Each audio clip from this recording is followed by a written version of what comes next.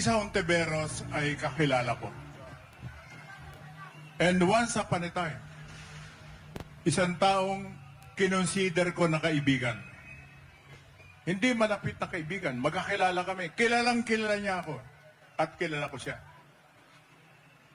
Subalit ulitin ko, ang panawagan ko sa kanya, may pagkakataon pa, may panahon pa, Risa. May panahon pa. Itigil mo yan. Itigil mo sapagkat na walang katuturan. Maliwanag.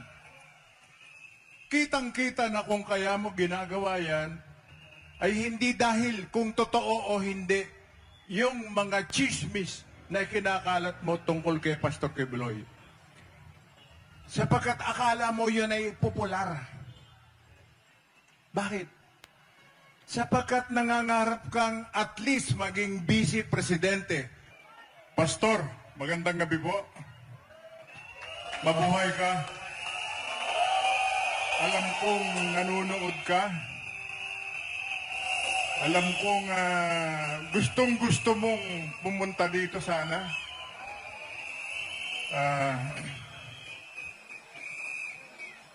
Alam namin na ipinananalangin mo kami lahat dito. Kaya we feel very, very secure. Hindi kami nag-aalala sa aming kaligtasan sapagkat alam namin, Pastor, na kasama ka namin dito.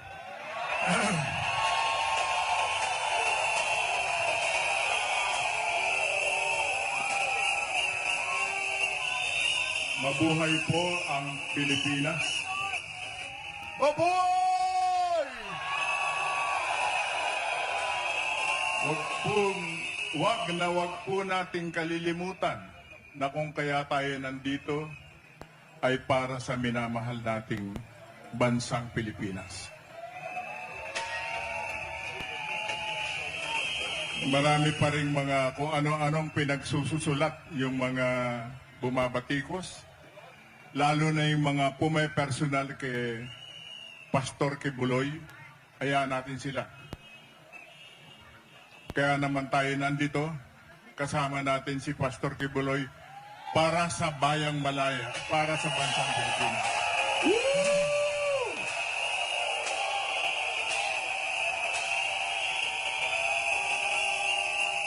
At muli, kaya ako nandito. Kaya po ako humaharap sa inyo ay huwag nating kalilimutan, huwag ninyong kalilimutan na kung kaya nagkakagulo,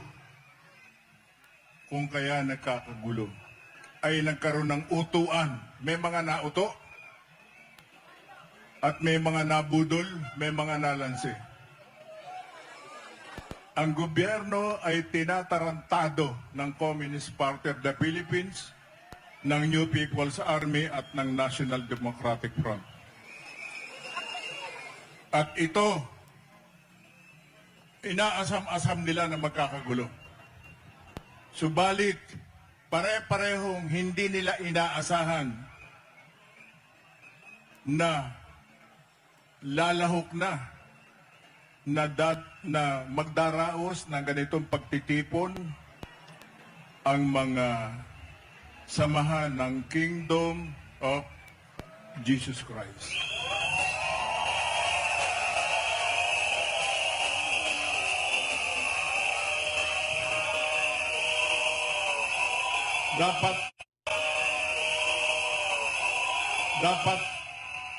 Dapat silang kilabutan.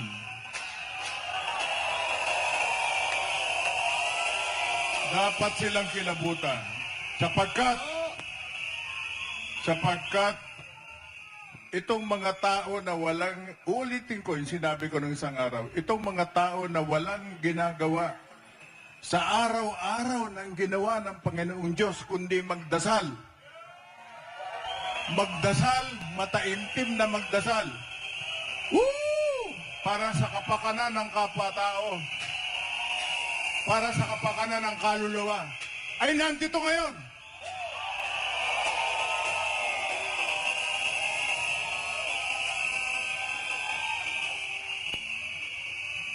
Kaya marahil ay nagkakagulo sila. Hindi nila maisip, hindi nila ma-imagine na ang mga kabataang ito kasama ang kanilang mga magulang ay pupunta rito. Nung huling manggaling ako rito, hindi ganito kalaki crowd. Mas madami ngayon.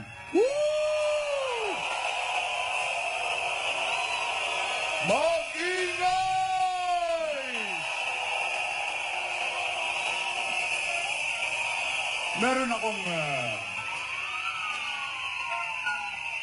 Meron akong binuksang usapin tungkol sa taong nambaboy at nambababoy hanggang ngayon kay Pastor Kibuloy.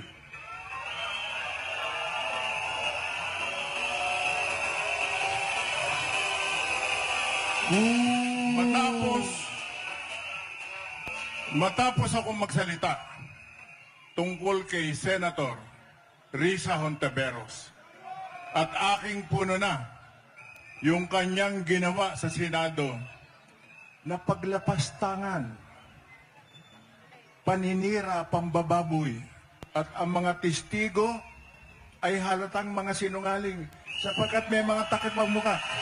Sinungaling! Sinungaling!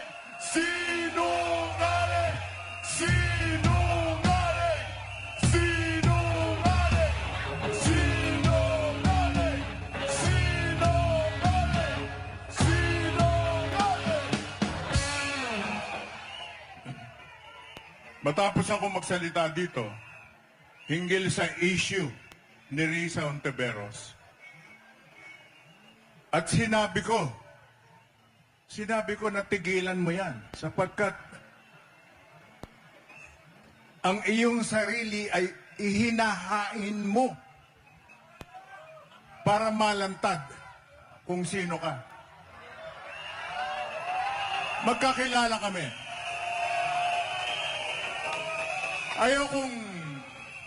Ayaw ko sanang magsalita tungkol dyan sa issue na yan. Subalit, hindi maganda kung hindi dapat mali yung ginawa nila kay Pastor Kibuloy. Tama? Mali. Mali. Yun ang dahilan. Mali. Si Pastor Kibuloy ay kaibigan ng masang Pilipino. Tama! Tama!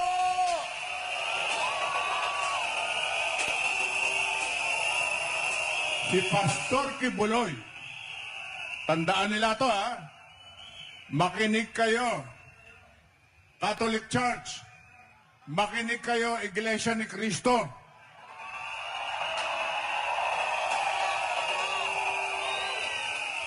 Makinig kayo, lahat ng iba't ibang sekta ng simbahan na walang itinuturo araw-araw kundi magdasal, magdasal, magdasal. Well and good. Subalit, hindi kayo kumibo, hindi kayo lumaban sa pagsasamantala.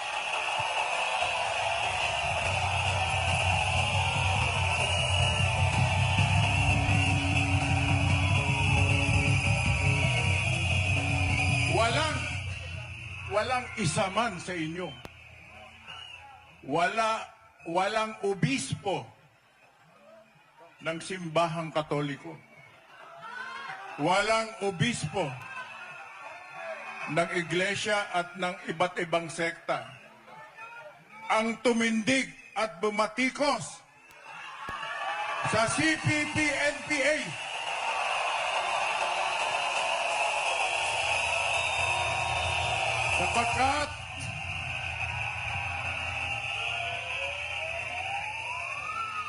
Sapagkat sila'y natatakot. Mga takot sila. Ayokong akusahan na sila'y mga duwag. Ayoko. Pero tinitiyak ko natakot sila. Natatakot sila At tanging si Pastor Kibuloy ang nanguna nagsalita laban sa mga komunista. Nanindigan at naninindigan pa si Pastor Kibuloy. Hindi siya natatakot mamatay.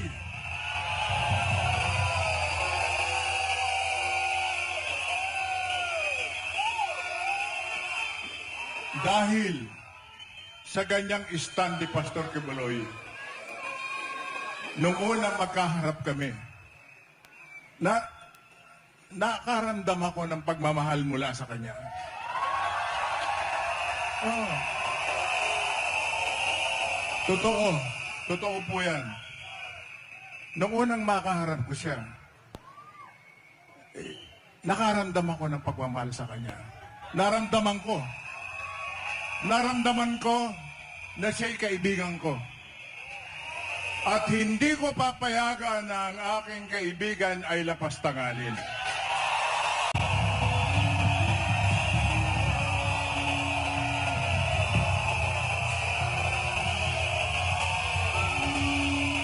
Kung natatandaan ninyo, yung mga nandito nung una akong magsalita, I spoke about Plaza Miranda bombing. Isang malaking krimen na pinangunahan ginawa ng CPP, NPA. At hindi ko alam. Akala ko talaga ang gumawa noon, ang nag-utos noon ay gobyerno, si Ferdinand Marcos Sr. At sa paniniwala ko at ng marami sa amin, naniwala halos ang mga Pilipino na ang pagbomba sa Plaza Miranda ay kagagawan ng gobyerno ni Marcos. Subalit hindi pala. Let me continue. Mahalaga ho ito. Gusto kong maraman ninyo. Gusto kong iparamdam sa inyo kung paano ko tinatrato si Pastor Kibuloy bilang isang kaibigan. Ulitin ko. Si Risa Hontiveros ay kakilala ko. And once upon a time, isang taong kinonsider ko na kaibigan. Hindi malapit na kaibigan. Magkakilala kami. Kilalang kilala niya ako. At kilala ko siya. Subalit ulitin ko, ang panawagan ko sa kanya, may pagkakataon pa, may panahon pa, Risa.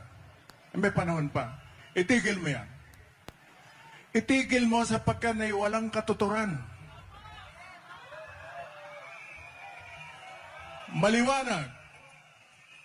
Kitang-kita na kung kaya mo ginagawa yan, ay hindi dahil kung totoo o hindi, yung mga chismis na kinakalat mo tungkol kay Pastor Kibuloy. Sapagkat akala mo yun ay popular.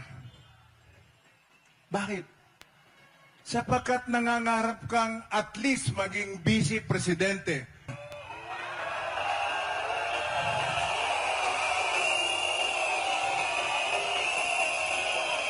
Mali yan.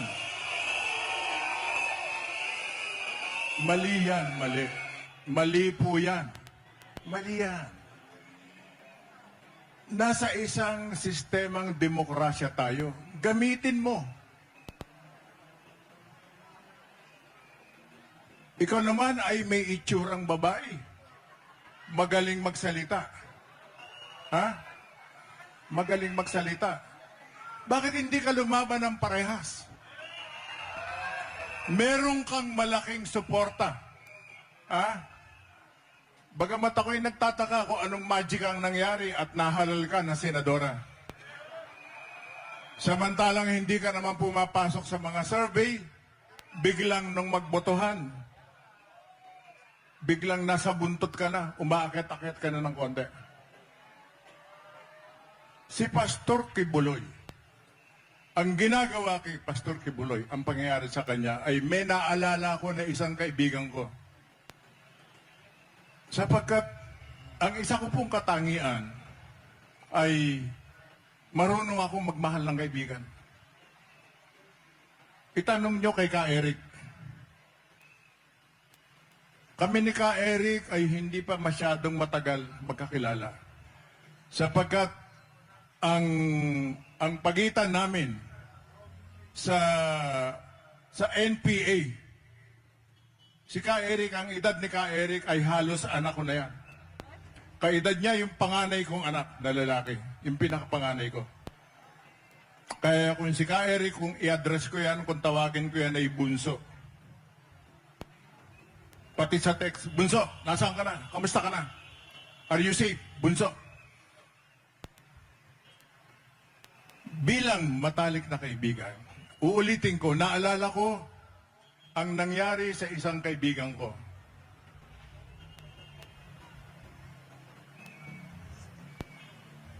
Nung ako'y sumampa sa Isabela Province, nung ako'y mag-NPA, nung ako ay mag-full-time sa armed struggle, nalaman ko na ang matalik kong kaibigan, ang siya palang naatasan ni Jose Maria Sison na mag-itcha ng Granada sa Plaza Miranda. Kaibigan ko, parang kapatid ko. Nung magkita kami sa kabundukan, kaya ako namundok. Dahil nagalit ako. Sabi ko, putang na, uubusin kami ni Marcos. Pagpapapatayin kami nito. Sa paniniwala ko na talagang ang nag-itcha, ang nag-utos ng pag-iitcha ng Granada sa Plaza Miranda ay si Ferdinand Marcos Sr. Subalit hindi pala. Isa ko sa mga unang nakaalam, hindi ko nasaksiyan. Wala ako sa Plaza Miranda. Subalit yung taong naatasan para mag-itcha ng Granada sa Plaza Miranda ay parang kapatid ko. Putang ina. Hindi ako makapaniwala. Wala siyang napagsasabihan. Ako ang unang napagsabihan niya nung magkita kami sa bundok. Niyakap niya ako. Draw, sabi niya. Hindi mo ba alam kung ano nangyari? Ano yun? Putang na ako ang nag-itcha ng Granada sa Plaza Miranda. Na ano ko na, hindi ko alam kung anong gagawin ko, magkaharap kami ganyan. Sabi ko, Kapitan, parang break sa bayan, bayan, bayan ko!